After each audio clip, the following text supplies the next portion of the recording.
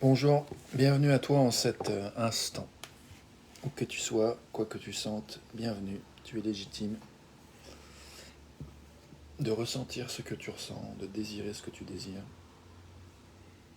d'être là où tu es.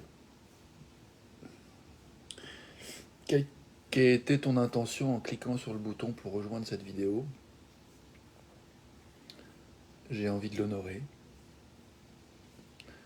Et puis, te parler de ce désir d'être soi. Bienvenue à toi dans la vidéo en direct. J'ai envie de parler de cette envie, ce désir d'être soi, et j'ai écrit dans le titre les terreurs qui parfois accompagnent ce désir. Et je vois qu'en lançant la vidéo, il y a une part de moi qui avait peur. Alors c'était pas au niveau de la terreur, mais il y avait de la peur d'utiliser ce terme, ce mot terreur en fait.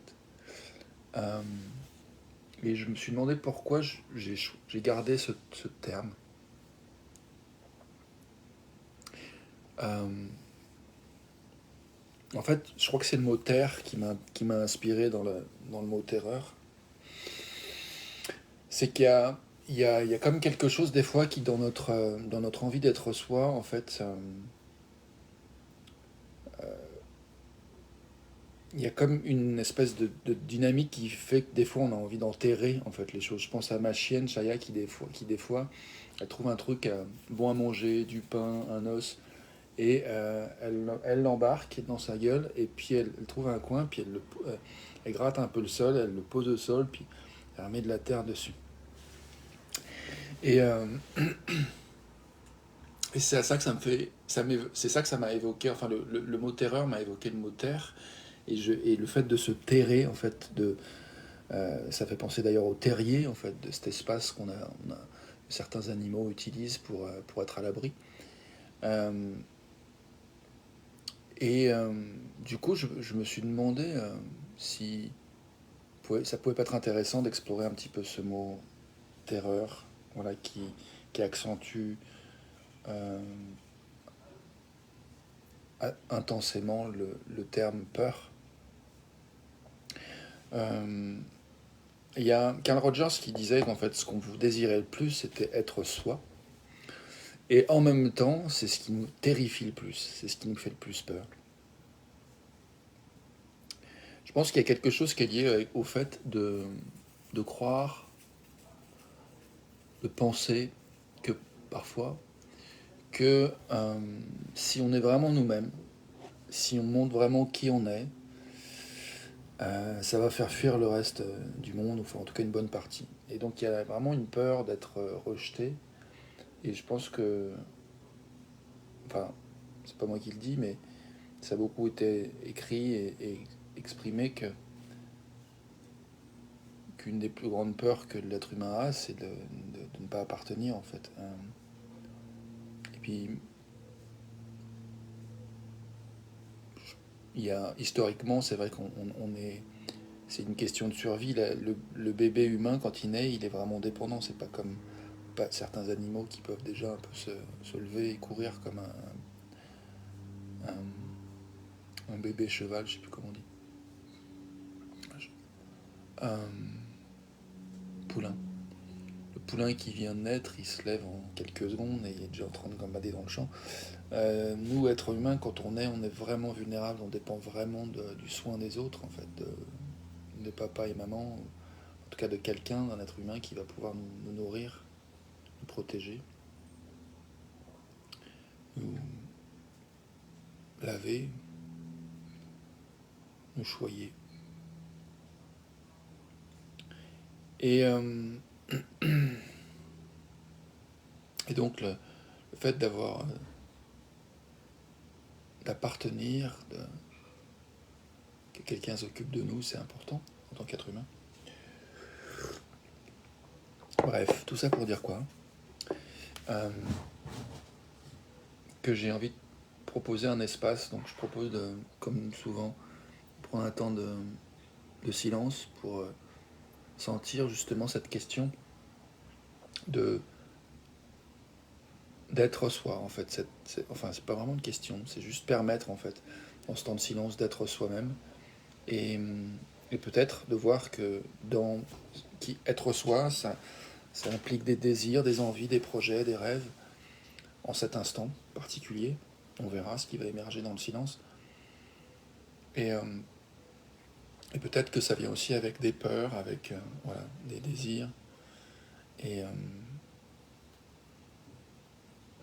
et j'ai envie de faire... Enfin, je fais ces vidéos dans l'intention de créer de l'espace, en fait, pour honorer, inclure, respecter nos diversités, qui tu es, qui je suis, qui nous sommes, avec notre unicité, et dans l'espoir aussi de contribuer à ce que avoir plus d'entraide, plus de capacité à s'accueillir soi-même, à s'accueillir les uns les autres aussi dans nos diversités, dans notre différence, et cultiver et prendre, ouais, cultiver et renforcer euh, des climats de confiance, des relations de confiance, de soi à soi, de moi, de toi à moi, de moi à toi, de soi à l'autre, qui qu'il soit, pour bah, de plus en plus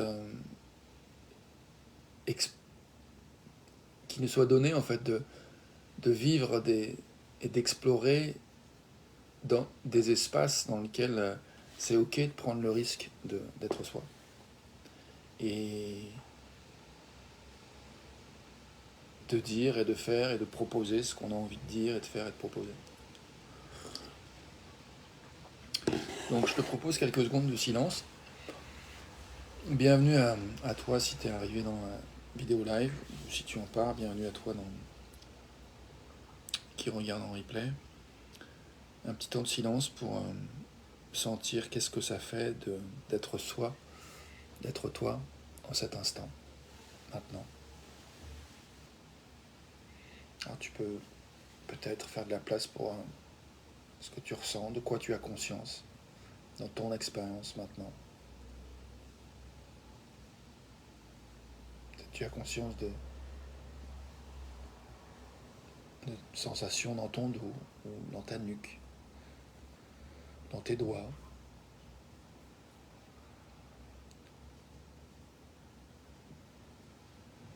La sensation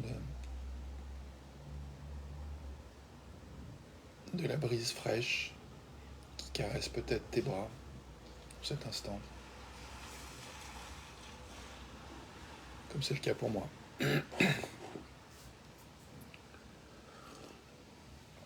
Bonjour Edmond, j'ai un Facebook m'annonce ton nom, donc je vois que tu regardes, bienvenue. Je propose un temps de silence pour goûter qu'est-ce que ça fait d'être soi maintenant. Et dans ce silence, peut-être d'écouter ce qui vient à la conscience comme sensation corporelle, comme pensée, comme idée, comme peut-être émotion, chose que on peut être tenté d'appeler émotion. On peut par exemple des fois sentir un serrement de la gorge, dans la gorge ou dans le plexus, et il peut y avoir une pensée réflexe qui dit tiens j'ai peur, mais c'est aussi possible de regarder simplement la pensée qui dit tiens j'ai peur, et de voir que ça peut être existant indépendamment de la sensation qui se passe dans le corps, qui est peut-être effectivement, il y a peut-être juste un serrement, ou la respiration qui se transforme, le rythme du cœur qui se modifie. Je nous invite à juste observer pendant quelques secondes ou dizaines de secondes ce qui se passe pour soi.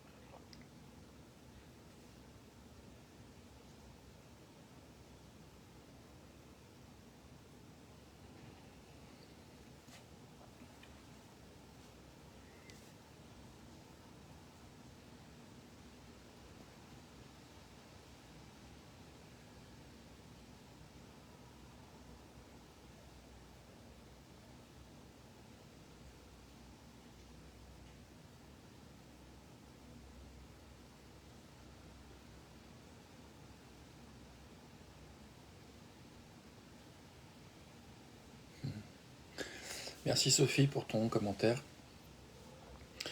J'ai envie de le lire pour ceux qui n'ont pas accès aux commentaires. Sophie Bailly me dit « Merci Rémi de cette authenticité. J'ai cliqué sur ta vidéo par curiosité parce que ton audace et authenticité sont inspirantes. » Merci Sophie. Sophie continue « Je ne peux pas rester plus, mais terreur, terrier, terré, selon moi, nous sommes juste des manifestations du soi. À partir de cette reconnaissance, la peur se dissout, le silence est bon. »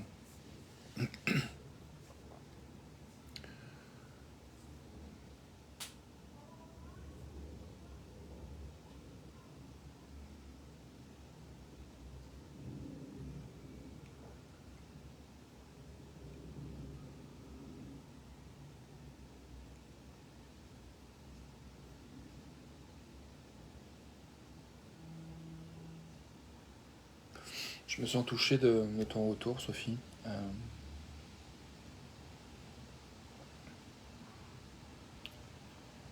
Tu parles d'audace, authenticité, que tu reconnais en moi.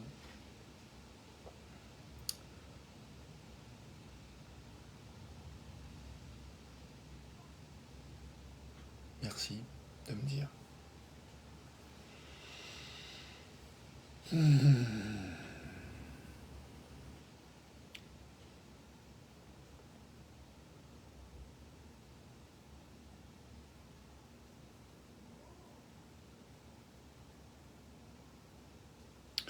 Alors, comment ça fait de goûter, d'être soi dans ce silence pour toi? Comment ça fait pour moi? Sophie disait, le silence est bon.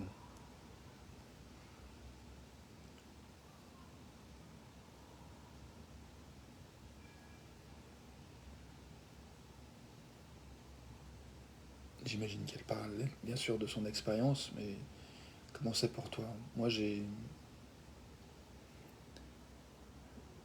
me demande ce que j'ai envie de partager. Je suis pas sûr d'avoir envie de rajouter des mots.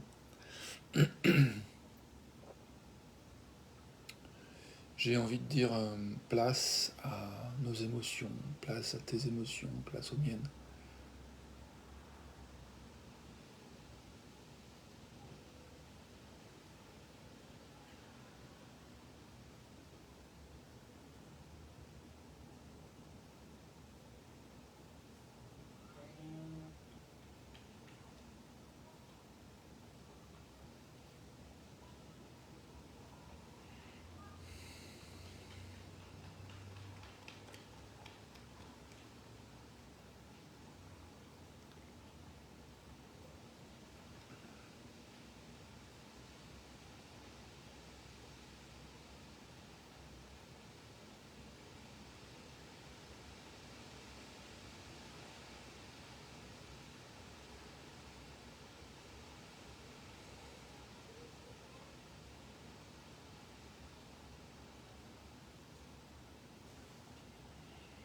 Hmm.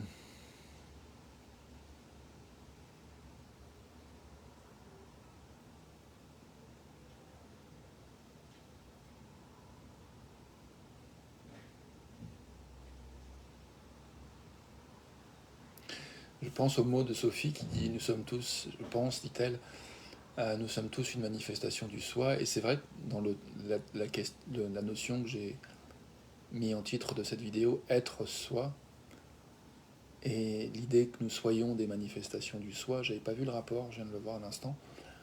Et c'est intéressant de le voir comme ça, je trouve.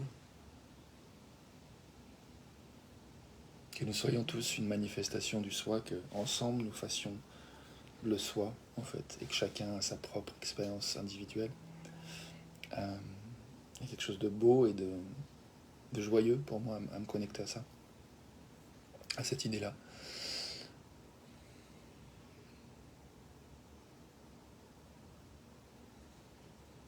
Quand j'avais 5 ans, petit garçon que j'étais, je me souviens, c'était dans la voiture de mes parents. Enfin, Et je me suis demandé qu'est-ce qui fait que je suis moi. À l'époque, mon père avait une Peugeot, je sais plus le numéro, bike. Et donc, quand on partait en voyage, il a baissé les banquettes arrière et il faisait comme un espace de couchage avec les affaires et puis de quoi dormir pour ma soeur et moi. Et, euh, et c'est un beau souvenir pour moi de me souvenir de voilà, ces temps de voyage à l'arrière de la voiture, mon père qui conduisait.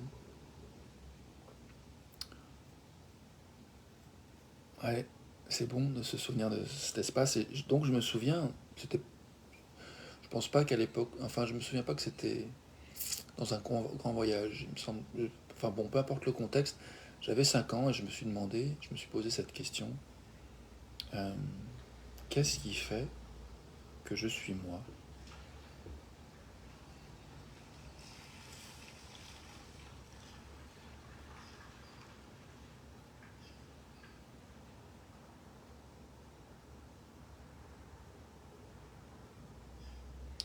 Je te la fais courte, mais et pour moi, j'en suis venu à penser que ce qui faisait que j'étais moi, c'est qu'il y avait une conversation consciente, plus ou moins consciente d'ailleurs, une conversation qui disait je, moi, et qui était géolocalisée autour de mon corps. Je ne savais pas exactement où elle prenait source, cette conversation, mais elle semblait être localisée autour de ce corps, par le corps que j'avais et que j'ai toujours. J'ai toujours cette conversation qui a lieu et qui me donne une impression d'identité, une impression d'être moi,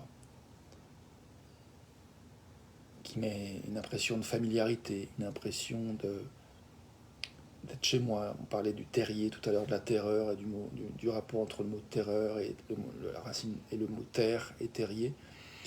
Euh, il y avait quelque chose il y a une conversation en fait. Et qu'est-ce que j'appelle une conversation? Alors des pensées, des impressions, des images, une pensée si tu préfères. Descartes avait dit je pense donc je suis. Bon. Euh, bon, c'était son délire à lui. On n'y croit pas. On est convaincu ou pas. Chacun est légitime de se positionner comme il le désire. En tout cas, je parle de mon expérience. C'est légitime d'apprécier ou de pas apprécier ce que je raconte. Ou d'apprécier des choses et pas d'autres.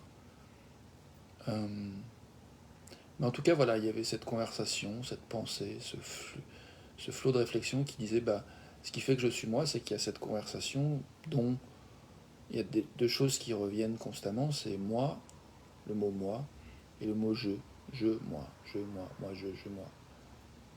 Et est-ce que ça serait pas ça qui... En tout cas, pour moi, c'était ça ma conclusion, c'était que ce qui faisait que j'étais moi, c'est qu'il y avait cette conversation qui disait moi, je, qui était géolocalisée autour de ce corps qui est le mien, en tout cas, qui est ce véhicule autour de laquelle cette conversation a lieu, cette pensée, cette réflexion.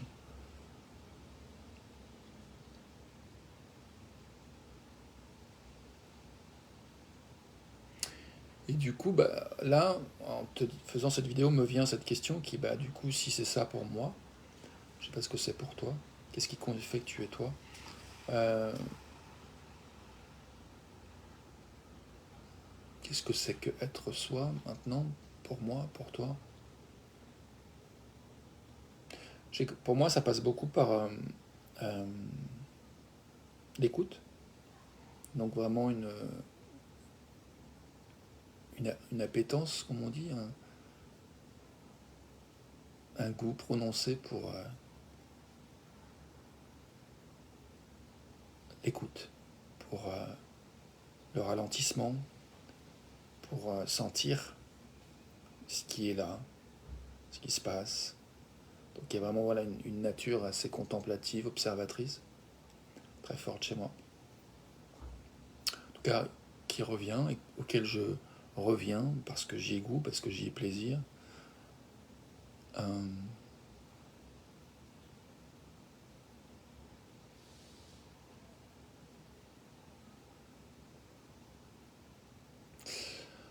Là, je commence à m'ennuyer. Je me dis, je ferais bien autre chose. J'ai pas envie d'entrer dans un long développement de tout ça. Je crois que j'ai envie de m'arrêter pour faire d'autres choses. J'ai un rendez-vous à 11 heures et il me reste 3 quarts d'heure. Et je voudrais continuer à préparer l'espace pour accueillir ce rendez-vous. Donc, je vais terminer cette vidéo, peut-être avec quelques secondes de silence encore, et dire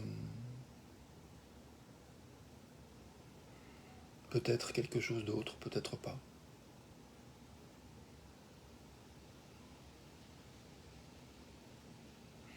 Je me souviens récemment, je me suis fait la réflexion que parfois, quand on va vraiment vers ce qu'on désire, il y a une terreur qui vient, ou des fois pas une peur, mais pas que, mais aussi des sentiments un peu difficiles.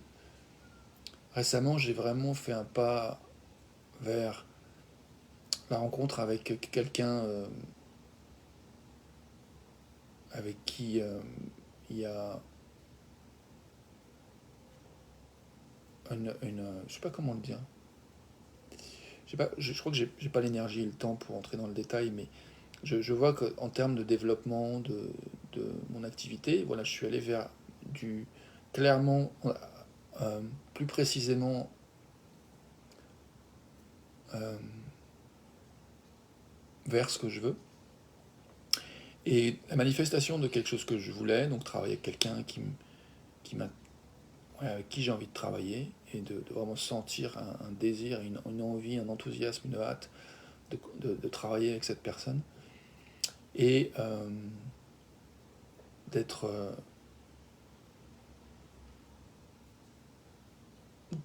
comment dire, et de trouver un deal en fait qui win-win qui fonctionne pour cette personne et moi. Il y a vraiment un endroit où ça m'a mis dans une sorte de vulnérabilité.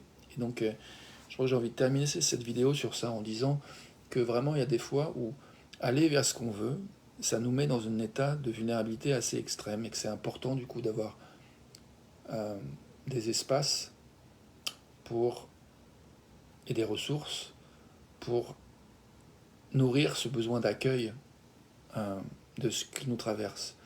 Même dans des choses très agréables, il peut y avoir des choses qui tout d'un coup émergent aussi qui sont moins agréables. Il y a besoin de faire ce travail qui permet de cultiver la confiance que c'est ok en fait. Tout ce qui émerge, tout ce qui remonte, c'est ok. On a le droit de ressentir ce qu'on ressent. On n'est pas fou, on n'est pas barge, on n'est pas taré, on n'est pas à jeter parce qu'on a des émotions. Nos émotions sont nos amis. Elles nous parlent de choses importantes pour nous et on ne sait pas forcément les entendre. Et j'ai vraiment envie de contribuer avec ce travail de vidéo à ce que nous développions notre capacité à